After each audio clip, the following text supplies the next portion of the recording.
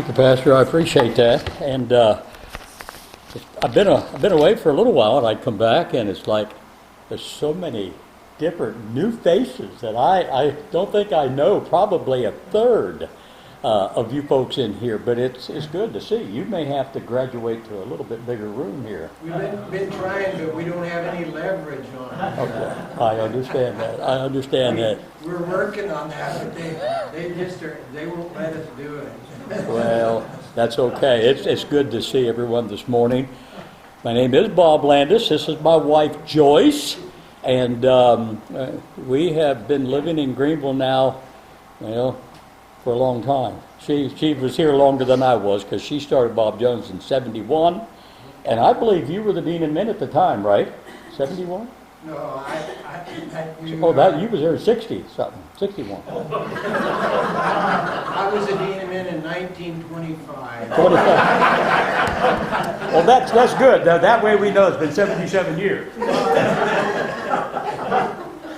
Oh, the Lord is so good, and I appreciate Pastor Miller. He's been the president of MTT Ministries.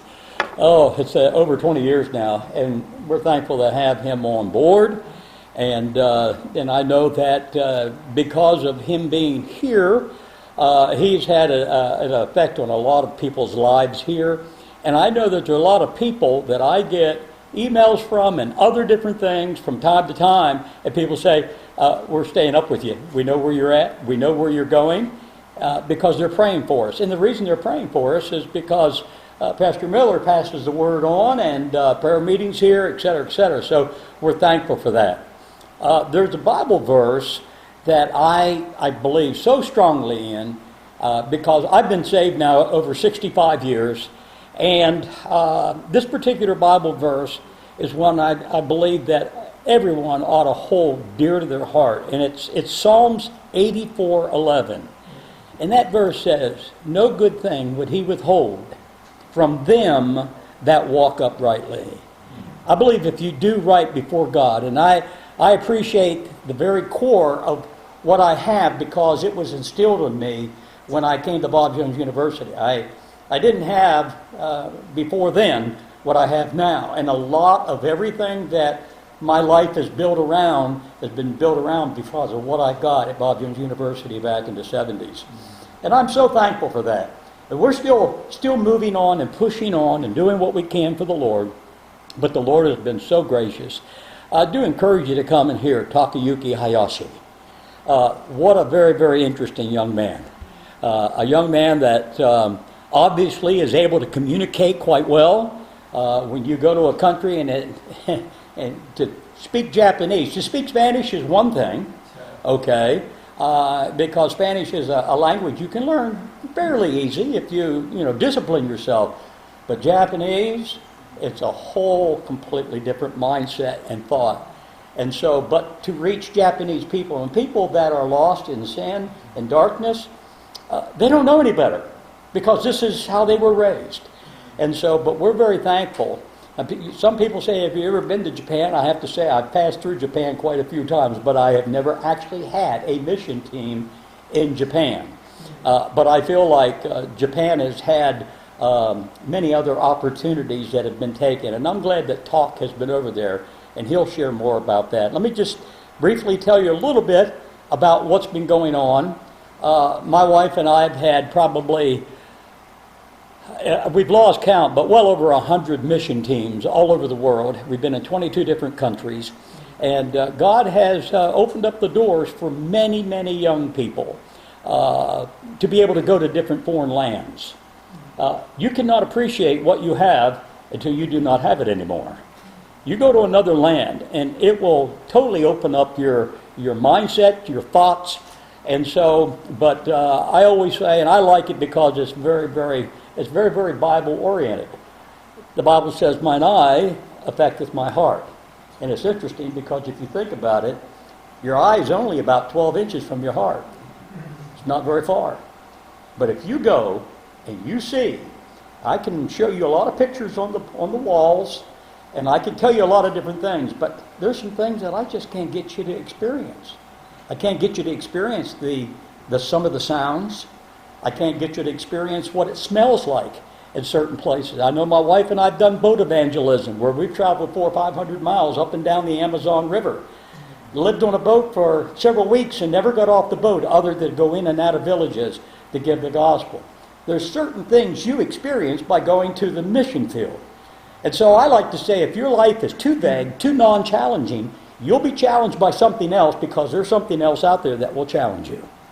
So why not just turn it over to the Lord and let the Lord use you? You may say, well, I'm a little older. That's a younger person's field. Well, my wife and I had the privilege the last couple of 3 years to be able to have people that, I like to say she's a young lady. She's 81 years old. And she traveled on 2 of our different mission teams. So it's what you want to do. Sometimes there's things that prohibit you because physically you can't.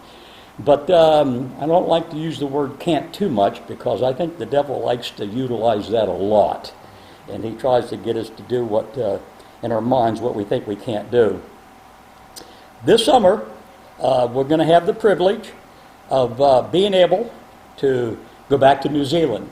This will make my wife's and my 12th time to go back to the island. And we actually have a supporting church in Taupo, New Zealand that has been supporting us for over 20 years. And so, but we have made a lot of contacts. And one nice thing about being a missionary, whenever you get to the point where you travel from place to place and you're at a lot of different places around, you meet a lot of different people. Because of that, it lots of times opens up a lot of different doors. And so, but we have seen countless numbers of people trust Christ as their Savior. The joy of doing what my wife and I do is now we get a chance to be able to see people that have traveled with us that are now going and planting churches in different areas around the world. God is using a lot of different people in a lot of different ways. And I believe that if you're open to what God has for you, I believe God can reveal that to you in more than one way. My wife and I won't say this too loud, but we're not getting any younger, okay? And we were 44 years of age when we started this. 2 more years from now will be 30 years since we've started MTT Ministries. And we're beginning to feel this. I mean, I would be very foolish by saying that, oh, I'm just as fit and fiddle as ever. I can give that maybe impression, but trust me, I feel just like you do whenever you wake up in the morning. And I'm in the right, I think I'm in the right category in here to be able to say that too. But I know going back to New Zealand will be a blessing. And most of our trips now, we cut things way down. I used to go out for 6 and 8 weeks at a time. Now it's cut back. We usually spend about a month, anywhere from 2 weeks to a month on the field. But everything that we do is total missionary evangelism. And our goal is to reach people with the gospel of Christ. It would be very foolish for me just to go to see places and see people and do things. It's to reach the lost with the gospel of Christ. And God is using this ministry to be able to, should we say, rear and bring another generation around to do the same thing. Remember, the baton was handed to somebody else before it was handed to you. Somebody had to bring you the gospel. And so that was an interesting thing, how that perhaps happened in your life. But we're saved because of someone else. Aren't you glad that the apostles, when they heard Jesus say, go into all the world and preach the gospel, that gospel was taking back then halfway or maybe the whole way around the world before it finally came to you? Because those men took serious the charge that they heard that Jesus said before he ascended into heaven, you're saved. It's because of those men. That's how it started off. Because of those men. And so I get too evangelistic here before it's over with, but I just want to... Your prayer request, brother. Yeah, I will. Pray. He knows me quite well. New Zealand is our first team out. It's May 28th through July the 3rd. And so the team will be in here just a little bit over a month. Sometimes I say that to my wife, and she says, I don't want to hear it. I don't want to hear it. Because it comes quick, and there's so much that has to be done. But because we train our teams before we actually go to the field. And so, but that team will be coming in on the 28th, and we will leave on on June the 4th, arrive in New Zealand on June the 6th, and then on July the 3rd, we will return back home. Joyce and I will only be home for like 6 days before the next team comes in, and that's a Western team. I do have some prayer cards, and if you like some, I've got them over there by the auditorium, but pictures of our team that will be traveling with us, and the names are on the back. And so I ask you to get one of these cards and pray for our team as we're over there having ministry.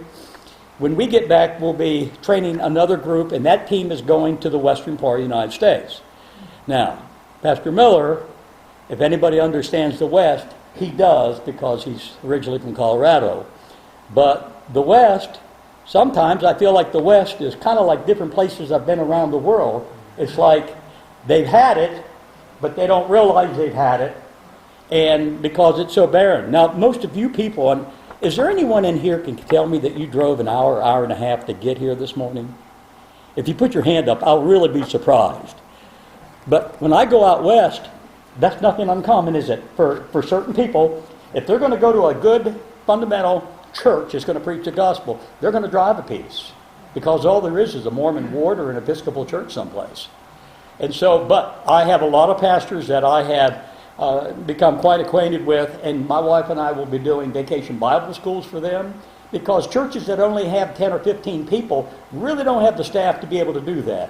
So Joyce and I try to help these churches out, and so we'll be in Pinedale, Wyoming, we'll be in Shelley, Idaho, and we'll be in Price, Utah. And so in all those three places, we'll be doing vacation Bible schools, youth rallies, special evangelistic meetings, and anything else that the pastor needs.